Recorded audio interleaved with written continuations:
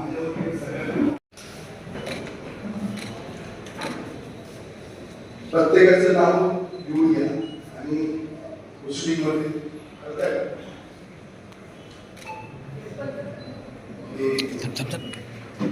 अरे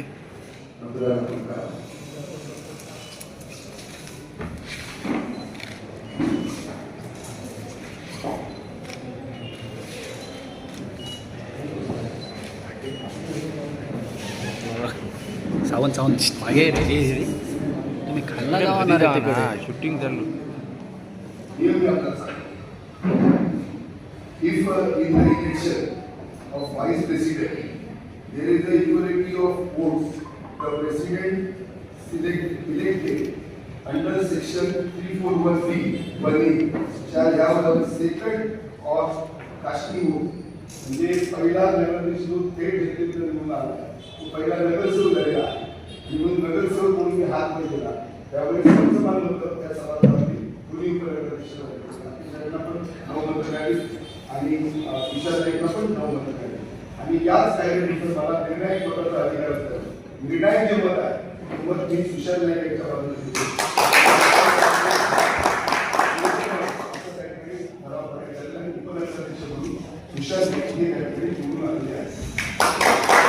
हो समोर समोर समोर समोर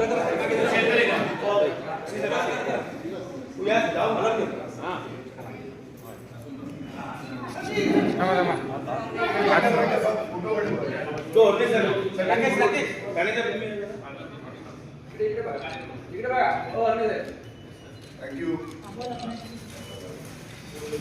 सुशांत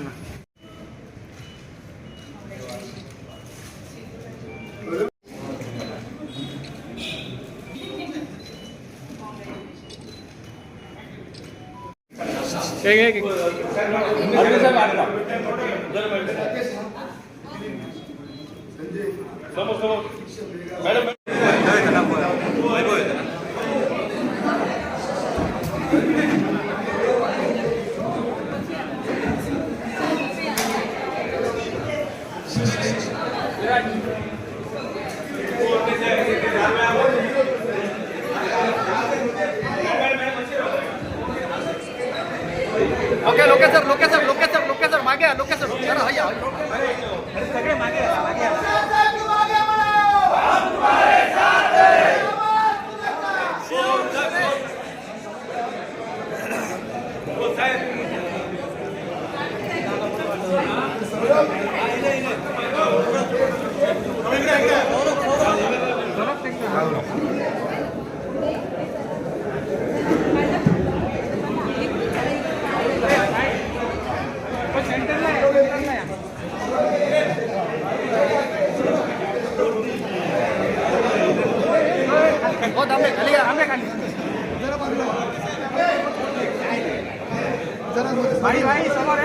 भाई समोर बघा भाई समोर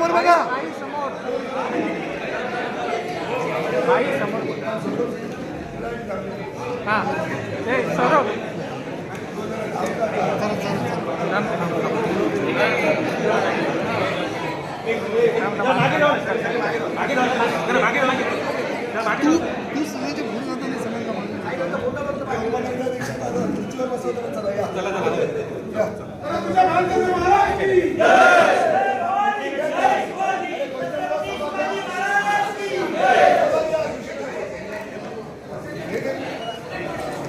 सभागृह घोषणा हात काढणार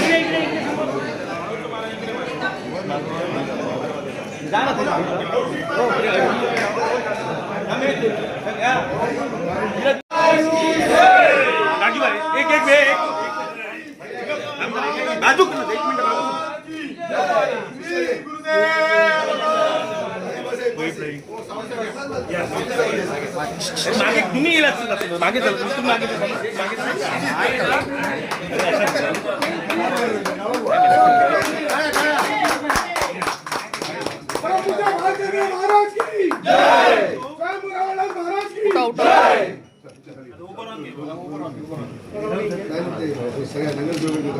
साहेब समोर बघा साहेब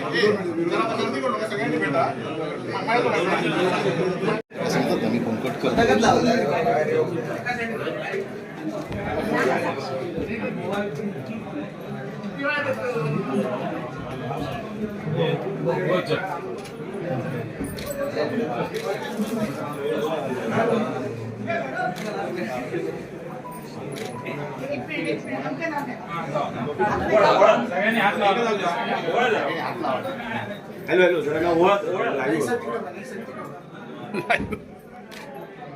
अनिकेतकडे लाईव्ह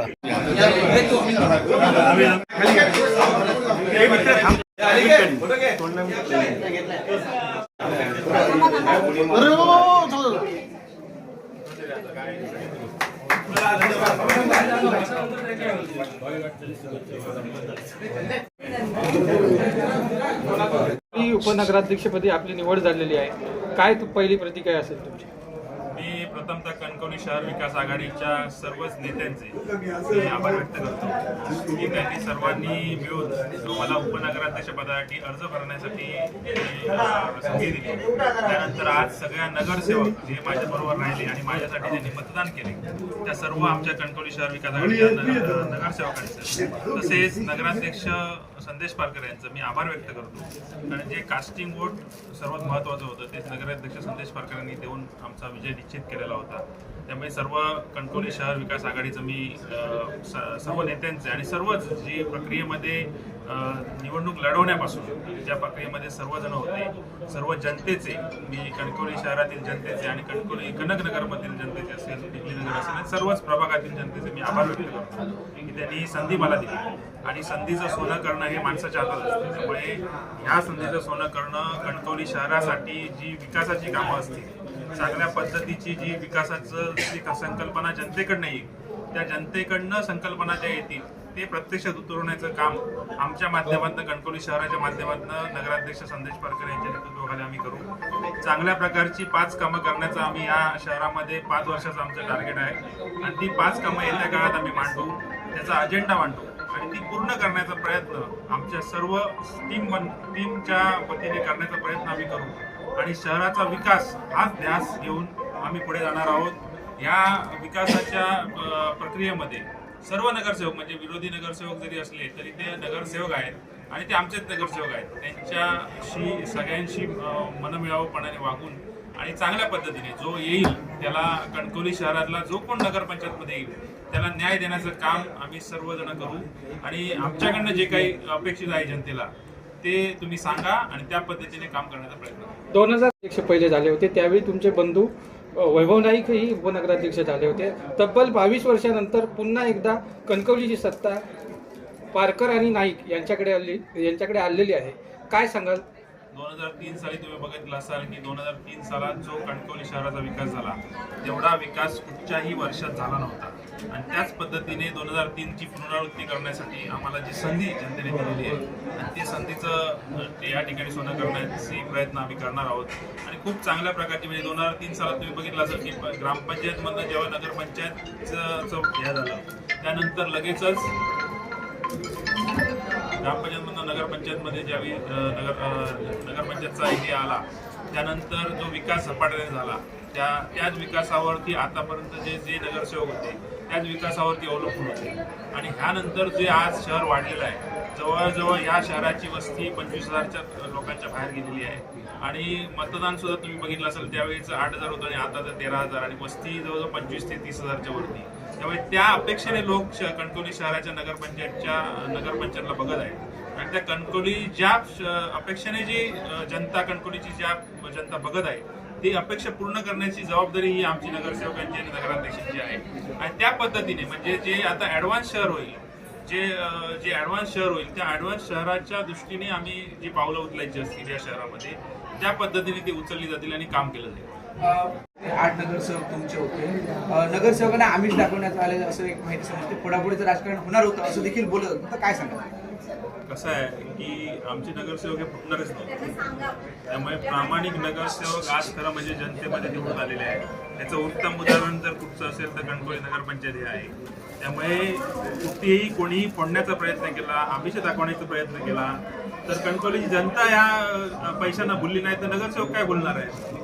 त्यामुळे ज्या पद्धतीने कणकवलीची जनता बोलली नाही, त्यांनी जबाबदारीने ज्या नगरसेवकांना जी जबाबदारी दिली, आमच्या कणकवली शहर विकास आघाडीच्या एवढा पैशाचा मारा करून कणकवली शहर विकास आघाडीच्या नगरसेवकांना जी जबाबदारी दिली, ती जबाबदारी त्या नगरसेवकांनी पूर्ण केलेली आहे. आणि कणकवली शहराच्या वतीने म्हणजे शहराच्या वतीने व शहर विकास आघाडीच्या वतीने खरोखरच त्या नगरसेवकांचं एवढं आमिष दाखवून सुद्धा ते या आमिषाला बळी पडले नाहीत, याचं मी अभिनंदन करतो, आभार व्यक्त करतो. आणि जी जनतेने जी जबाबदारी कणकवलीच्या दिलेली आहे त्यांना, ते नगरसेवकच ती जबाबदारी पार करतील याचा आम्हाला विश्वास आहे. पुढच्या 5 काय असेल?